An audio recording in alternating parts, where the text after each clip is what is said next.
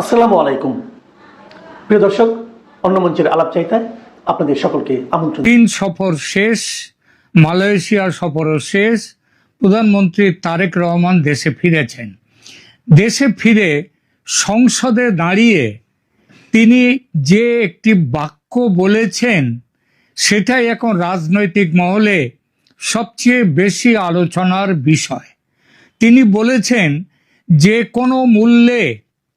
কোনো মূল্যে তিস্তা মহাপরিকল্পনা বাস্তবায়ন করা হবে। এই নিয়ে খবরের কাগজে মিডিয়ার হেডলাইন। এই একটি বাক্যের মধ্যেই লুকিয়ে আছে বহু প্রশ্ন। কারণ যদি চীন সফরেই তিস্তা প্রকল্প নিয়ে সবকিছু চূড়ান্ত হয়ে যেত, তাহলে কি এভাবে যে কোনো মূল্যে তিস্তা মহাপ্রকল্প বাস্তবায়িত হওয়ার কথাটা বলতে হতো তারেক রহমানকে? নাকি সফরে প্রত্যাশিত অগ্রগতি না হওয়াতেই এখন রাজনৈতিকভাবে মুখ রক্ষার জন্য এই বার্তাটা দেওয়ার দরকার হয়েছে? আজ আমরা সেই প্রশ্নের উত্তর খোঁজার চেষ্টা করব। প্রথমে বলি, তিস্তা কেন এত গুরুত্বপূর্ণ? দেখুন, বাংলাদেশে তিস্তা শুধু একটি নদী নয়, উত্তরবঙ্গের কৃষি, সেচ, জলের নিরাপত্তা এবং কয়েক কোটি মানুষের জীবিকার সঙ্গে এই নদী জড়িয়ে আছে অঙ্গাঙ্গিভাবে। বছরের বর্ষাকালে তিস্তা ভয়ঙ্কর রূপ নেয়, আবার শুকনো মৌসুমে নদীর বুক প্রায় শুকিয়ে যায়। ফলে একই নদী কখনো বন্যা, কখনো খরার কারণ। বহু বছর ধরেই এই সমস্যার স্থায়ী সমাধানের কথা বলা হচ্ছে, আর সেই সমাধানের পোশাকি নাম তিস্তা মহাপরিকল্পনা। চীনের ভূমিকা কোথা থেকে এলো সেটা একটু দেখা যাক। বেশ কয়েক বছর আগে চীনা বিশেষজ্ঞরা একটি বড়সড় বিশাল পরিকল্পনা তৈরি করেন চীনকে এই তিস্তাকে নিয়ে। সেখানে নদী খনন, বাঁধ নির্মাণ, নদী তীর সংরক্ষণ, নতুন শহর গড়ে তোলা, কৃষি উন্নয়ন সব মিলিয়ে বহু বিলিয়ন ডলারের পরিকল্পনা ছিল সেটা। এরপর থেকেই সবাই ধরে নিতে শুরু করেন তিস্তা প্রকল্প মানেই চীন। কিন্তু বাস্তবতা হলো, পরিকল্পনা তৈরি করা আর বাস্তবায়নের চুক্তি হওয়া এ দুটো এক জিনিস নয়। এখনো পর্যন্ত বড় অর্থায়নের আনুষ্ঠানিক ঘোষণা বা পূর্ণাঙ্গ বাস্তবায়ন চুক্তির খবর প্রকাশ্যে আসেনি। আসবেটা কি করে? চুক্তি যদি না হয়ে থাকে তাহলে প্রকাশ্যে আসার তো কোনো কথা ওঠে না। এবার আসি ভারতের ভূমিকায়। এখানে বিষয়টি সবচেয়ে গুরুত্বপূর্ণ। ঠিক যখন বাংলাদেশ বলছে যে কোনো মূল্যে তিস্তা মহাপরিকল্পনা বাস্তবায়ন করা হবে, তখন পশ্চিমবঙ্গ সরকার কয়েকদিন আগেই তাদের প্রথম বাজেটেই তিস্তা ব্যারেজ প্রকল্প বাস্তবায়নের জন্য 11,000 কোটি টাকার বরাদ্দ ঘোষণা করেছে। এখন প্রশ্ন হলো, বাংলাদেশের তিস্তা নিয়ে মহাপ্রকল্প এবং ভারতের তিস্তা ব্যারেজ নিয়ে প্রকল্প, এই যে দুটো ব্যাপার, পশ্চিমবঙ্গ দিয়েছে 11,000 কোটি টাকা বরাদ্দ ঘোষণা করেছে ভারতীয় রুপায় টাকায়, আর বাংলাদেশ তাদের টাকায় 12,000 কোটি টাকা, মানে যেটা পশ্চিমবঙ্গের থেকে আসলে কম যার মূল্য, সেইটা তারা ঘোষণা করেছে। এখন প্রশ্ন হলো, এই দুটো ঘটনা কি সম্পূর্ণ আলাদা, নাকি একে অপরের সঙ্গে কৌশলগতভাবে সম্পর্কিত? আমার মতে এবং অন্যান্য বিশেষজ্ঞদের মতে সম্পর্ক রয়েছে। কারণ তিস্তা একটি আন্তর্জাতিক নদী। ভারতের সিকিমে এর উৎপত্তি হয়ে এটা ভারতের মধ্য দিয়ে পশ্চিমবঙ্গের একটা বড়সড়, সিকিমের একটা বড়সড় অংশের মধ্যে দিয়ে গিয়ে তারপর বাংলাদেশে ঢুকছে। এখন ভারতের অংশে যদি নতুন করে সেচ, ব্যারাজ আধুনিকীকরণ, নতুন করে দুখানা খাল তৈরি করা হবে, কাটা হবে সেচের জন্য, এই সমস্ত বা জল ব্যবস্থাপনার অবকাঠামো যদি আরো শক্তিশালী করা হয় পশ্চিমবঙ্গে, তাহলে ভারত স্বাভাবিকভাবেই বলবে আমাদেরও এই নদীর জল নিয়ে আমাদেরও উন্নয়নের অধিকার রয়েছে। অর্থাৎ ভবিষ্যতে জল বন্টন নিয়ে আলোচনায় ভারতের অবস্থান আরো দৃঢ় এবং শক্ত হতে পারে। তিস্তা নিয়ে দীর্ঘদিন ধরেই ভারত ও বাংলাদেশের মধ্যে জল বন্টন চুক্তি ঝুলে আছে। 2011-য় মনমোহন সিং যখন প্রধানমন্ত্রী, তখন মমতা বন্দ্যোপাধ্যায়ের হস্তক্ষেপে, মানে তিনি ঢাকায় পৌঁছননি কথা সত্ত্বেও, তার ফলে এই চুক্তি ঝুলে আছে। আর পশ্চিমবঙ্গের স্বার্থ সেই আলোচনায় একটি গুরুত্বপূর্ণ বিষয়। এখানেই বাংলাদেশের সামনে নতুন চ্যালেঞ্জ তৈরি হয়ে যায়। বাংলাদেশের তিস্তা মহাপরিকল্পনার মূল লক্ষ্য নদীকে পুনর্বিন্যস্ত করা, নদীর দুই তীর উন্নয়ন করা, কৃষিতে পানির নিশ্চয়তা বাড়ানো।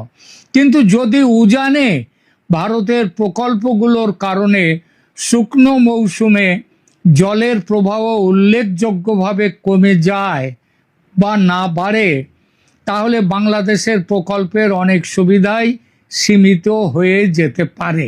অর্থাৎ শুধু বাঁধ বা নদী খনন করলেই হবে না, নদীতে পর্যাপ্ত জলও থাকতে হবে।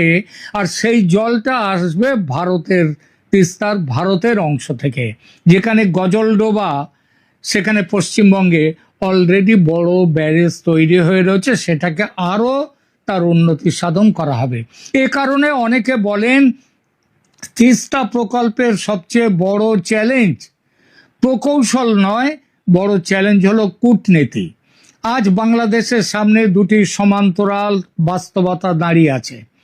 একদিকে চীনের সঙ্গে প্রেম, চীনের প্রযুক্তি ও তার সম্ভাব্য অর্থায়ন, অন্যদিকে ভারতের সাথে শত্রুতা, অথচ ভারতের জলের উজান নিয়ন্ত্রণ এবং পশ্চিমবঙ্গের নিজস্ব উন্নয়ন পরিকল্পনা। এই দুই বাস্তবতার মধ্যে ভারসাম্য রক্ষা করেই ঢাকাকে এগোতে হবে। তাই প্রধানমন্ত্রী যখন বলেন যে কোনো মূল্যে, তখন সেই মূল্য শুধু অর্থনৈতিক নয়, সেটা কূটনৈতিকও। কারণ তিস্তা প্রকল্প বাস্তবায়ন করতে হলে শুধু চীনের সঙ্গে প্রেম করলেই চলবে না, ভারতের সঙ্গেও কার্যকর সমঝোতার পথ খোলা রাখতে হবে। আর ভারতের সঙ্গে বাংলাদেশের সম্পর্ক এখন যে শীতলতার মধ্যে আছে, সেখান থেকে উদ্যোগী হয়ে এগিয়ে আসতে হবে কিন্তু বাংলাদেশকে। কারণ তিস্তার বিষয়ে গরজ বেশি যার, সে হলো বাংলাদেশের। তবে কি তারেক রহমান ভারতের সঙ্গে সম্পর্ক স্বাভাবিক করতে এগোবেন বলেই কি বলেছেন যে কোনো মূল্যে তিস্তা প্রকল্প বাস্তবায়ন করা হবে, নাকি এটা ছেলে ভোলানো ছড়া থেকে তুলে নিয়ে আসা স্তোক বাক্য মাত্র? কারণ তিনি যেভাবে ভারতের সাথে শত্রুতা বাড়িয়ে চলেছেন, তাতে অনেকটা বেশি পথ তাকে হেঁটে ভারতের কাছে যেতে হবে। তাহলে প্রধানমন্ত্রী কেন বললেন যে কোনো মূল্যে? এখানেই শুরু হচ্ছে রাজনৈতিক বিশ্লেষণ। আমার মতে এই বক্তব্যের অন্তত 4টি সম্ভাব্য ব্যাখ্যা থাকতে পারে। প্রথম ব্যাখ্যা, বিরোধীদের জবাব দেয়া, যে চীন সফরকে ঘিরে অনেক প্রত্যাশা তৈরি হয়েছিল, অনেকে মনে করেছিলেন বড় কোনো ঘোষণা আসবে।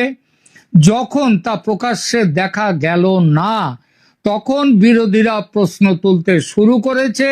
আর তার ফলে সংসদে দাঁড়িয়ে তারেক রহমানকে বলতে বাধ্য হতে হয়েছে যে কোনো মূল্যে আমরা তিস্তা মহাপ্রকল্প বাস্তবায়িত করব। তাহলে প্রশ্নটা ওঠে, সফরের সাফল্যটা কোথায়?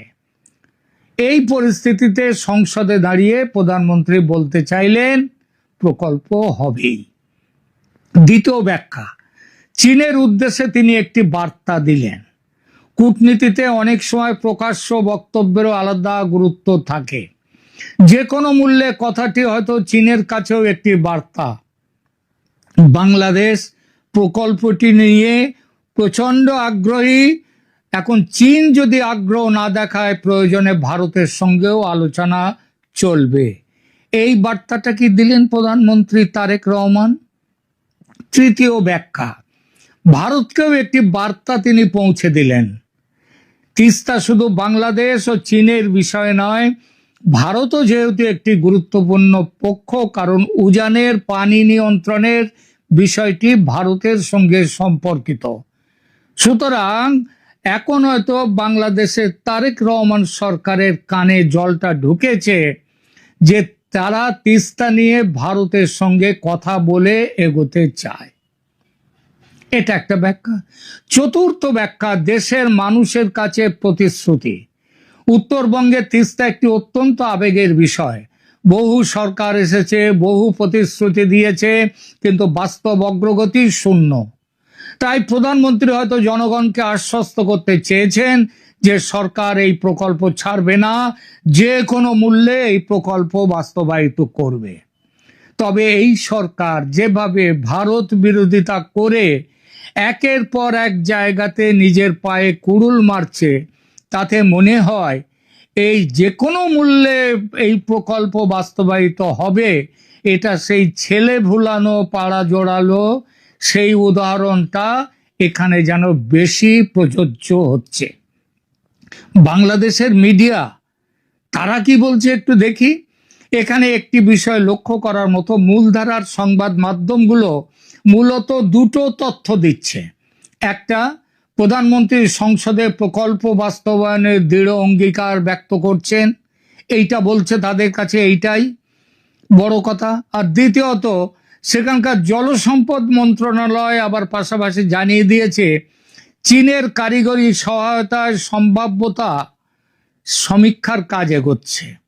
কিন্তু এটা হচ্ছে তিস্তা নিয়ে নয়, বাংলাদেশের সমস্ত নদীকে নিয়ে একটা কারিগরি সহায়তার তার একটা সমীক্ষা চলছে। সেটা তো তিস্তার সাথে জোড়া যায় না আলাদা করে। কোথাও এখনো এমন নিশ্চিত খবর নেই যে চীন পূর্ণাঙ্গ অর্থায়নের চুক্তি করে ফেলেছে অথবা নির্মাণ কাজ শুরুর চূড়ান্ত সিদ্ধান্ত হয়ে গেছে। এটাই এখন সবচেয়ে গুরুত্বপূর্ণ তথ্য। এরপর কি হতে পারে? এখন সামনে কয়েকটি সম্ভাবনা রয়েছে। প্রথম, চীনের সঙ্গে আরো আলোচনা হবে। দ্বিতীয়ত, প্রকল্প ছোট ছোট ধাপে ভাগ করা হতে পারে। তৃতীয়ত, বাংলাদেশ একাধিক আন্তর্জাতিক অর্থায়নের উৎস খুঁজতে পারে।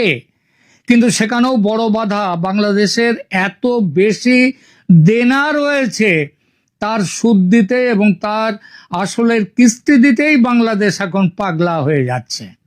সুতরাং তিস্তার জন্য আরো অর্থায়নের উৎস শুনেছি চীনের নাকি না রাজি হওয়ার একটা বড় কারণ, বাংলাদেশ কোত্থেকে তাদের টাকা পরিশোধ করবে, ধার পরিশোধ করবে। চতুর্থত, ভারতের সঙ্গে জল বন্টন আলোচনা নতুন করে গুরুত্ব পেতে পারে এবং সেইটা আলোচনা করতে গেলে তারেক রহমান সরকারকে অনেকটা মাথা ঝুঁকিয়ে তাদেরকে এগোতে হবে। কারণ গত 3 মাস ধরে তারা যেভাবে পদে পদে ভারতের সাথে শত্রুতাটাকে বাড়িয়েছেন, তাতে ভারত ওই যে পশ্চিমবঙ্গের বাজেটে 11,000 কোটি টাকা যেটা ঘোষণা, সেটা বাংলাদেশকে চাপে রাখার জন্য হতে পারে। সুতরাং কোনটা হবে সেটা এখনই বলা কঠিন। শেষ করি আলোচনা। তিস্তা প্রকল্প নিয়ে বাংলাদেশের মানুষ বহু বছর ধরে অপেক্ষা করছে। প্রতিবারই বড় বড় ঘোষণা এসেছে, কিন্তু বাস্তব কাজ প্রত্যাশার কাছে শূন্য, শূন্য একদম। এই প্রেক্ষাপটে প্রধানমন্ত্রী যখন বলেন যে কোনো মূল্যে তিস্তা মহাপরিকল্পনা বাস্তবায়ন করা হবে, তখন সেটা হয়তো একটি শক্তিশালী বার্তা হতে পারে, কিন্তু সেই বার্তা বাস্তবে তার মূল্য এই মুহূর্তে কিছুই দেখা যাচ্ছে না। কারণ ঘোষণা যথেষ্ট নয়, প্রয়োজন অর্থায়নের স্পষ্ট রূপরেখা, আন্তর্জাতিক সমঝোতা, বিশেষ করে ভারতের সঙ্গে সমঝোতা, কারিগরি প্রস্তুতি এবং বাস্তব কাজের দৃশ্যমান অগ্রগতি। বাংলাদেশের মানুষ এখন আর শুধু প্রতিশ্রুতি শুনতে চায় না তারেক রহমান সাহেব, তারা দেখতে চায় তিস্তার বুকে জল এসেছে কিনা, সারা বছর জল থাকবে কিনা, সেই কাজ শুরু হয়েছে কিনা। আর সেই উত্তর আগামী কয়েক মাসেই স্পষ্ট হয়ে যাবে। দর্শক, আপনাদের কি মনে হয় প্রধানমন্ত্রীর যে কোনো মূল্যে বক্তব্য কি কেবল রাজনৈতিক আশ্বাস, নাকি এর পেছনে এমন কোনো বাস্তব পরিকল্পনা রয়েছে যা এখনো প্রকাশ করা হয়নি? আপনাদের মতামত অবশ্যই কমেন্টে লিখে জানান। ভিডিওটি ভালো লাগলে শেয়ার করুন, লাইক দিন এবং সাবস্ক্রাইব করতে ভুলবেন না। আবার দেখা হবে পরবর্তী কোনো বিশ্লেষণে।